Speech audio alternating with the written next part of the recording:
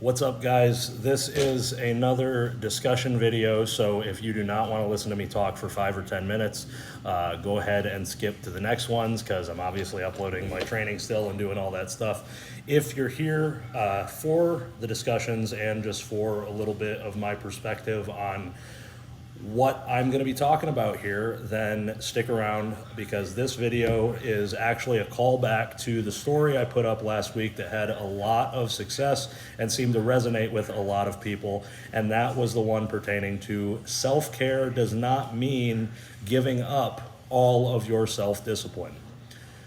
The thing about that is, because this is a society in which we have kind of not, I don't want to say fetishized, but really glorified the individual.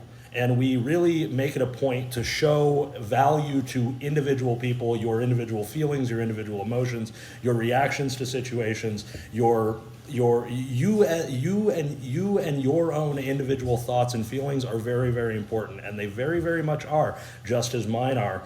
However, because of this, we have kind of gotten into a situation where we glorify self-care and we glorify self-work and really attempting to identify things that make us feel better and be better and do better things.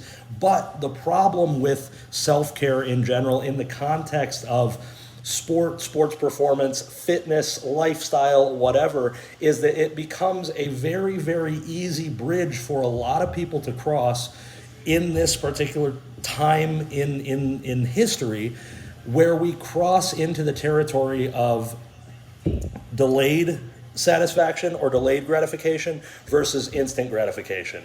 And instant gratification is a surefire way to make sure that you feel good in the short term, but you feel worse in the long term. And delayed gratification is a way to ensure that you might not have the most pleasurable of experiences in the short term, but you will have the most forward progress and become the best version of yourself that you possibly can be in the long term. And that's what I'm talking about here. How many times have I or have any of you started a diet and had a couple of good days and then been completely adherent or mostly adherent? You've cut the carbs, you've done the cardio, whatever, and then it rolls around that you get bad news from your parents, like your mom is sick, your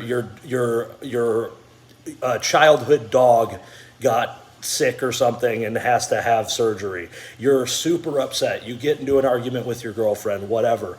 These things happen, and because we've removed one of the things that are our rewards, which is the food intake and enjoying good food and being able to sit, get high, watch TV, order pizza, whatever, we remove that, and we experience disruption in our lives where we look for something to make us feel better about it. Then we look for self-care. And we use this self-care terminology to justify these less than ideal decisions that we then make, which I have done myself. I've done the thing where it's like, man, I've been good on a diet and I just had a really hard day, or I had a hard training session, or I had a bunch of client work and Bree's pissed at me for some reason, or blah, blah, blah, blah, blah. And it's like, I'm going to order Chinese food. This is instant gratification versus delayed gratification, and it is a surefire way to shoot yourself in the foot in the terms of forward progress in the future. This is not what it means to truly indulge in self-care. This is self-destruction with extra steps. And I'm really, really just here to explain and give my perspective on why I don't think that is the most sustainable or the most responsible way of doing things. I love the push on Instagram for people to indulge in self-work and self-care and value their own emotions and feelings and interactions and perspectives, because I've been in therapy for years and years and years and done variations of all these things for years and years and years. But the problem with this is that self-destruction wears disguises.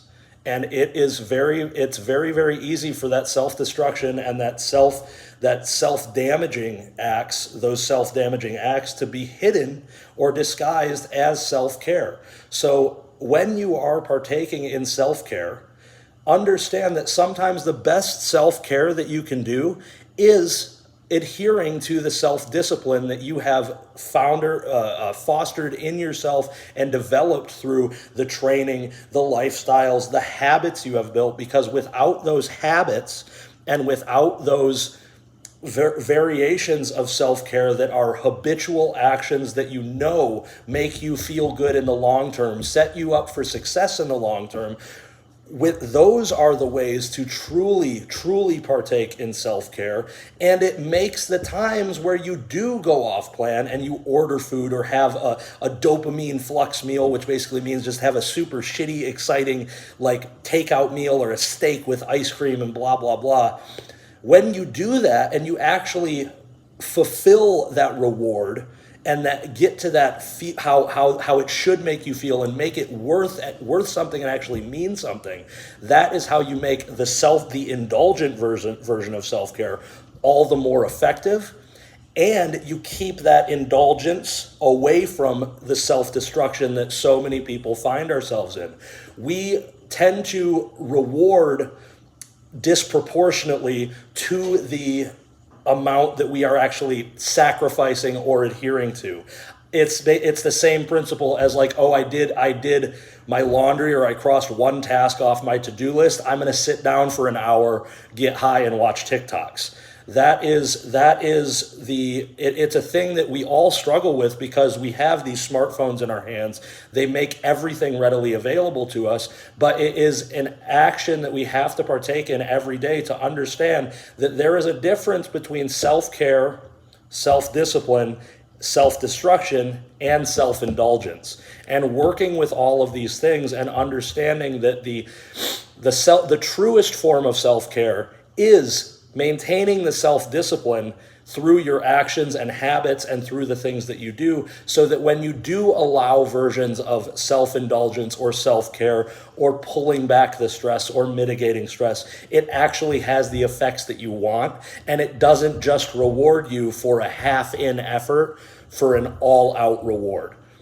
I hope that makes sense. That is really what I was getting at. I think that's what people kind of insinuated from that post that I put up there, because it was shared over 100 times. But if you enjoy this video, let me know. Leave a comment, give me your perspective. That's one of the reasons I love these, is because the discussions that they inspire or spur forward. And obviously check out my website, the AOD Collective, do consultations, the coaching, all that shit, so I can keep the lights on. But thank you guys for watching. Like, comment, do the whole thing, or don't. I don't give a fuck. It's my shit.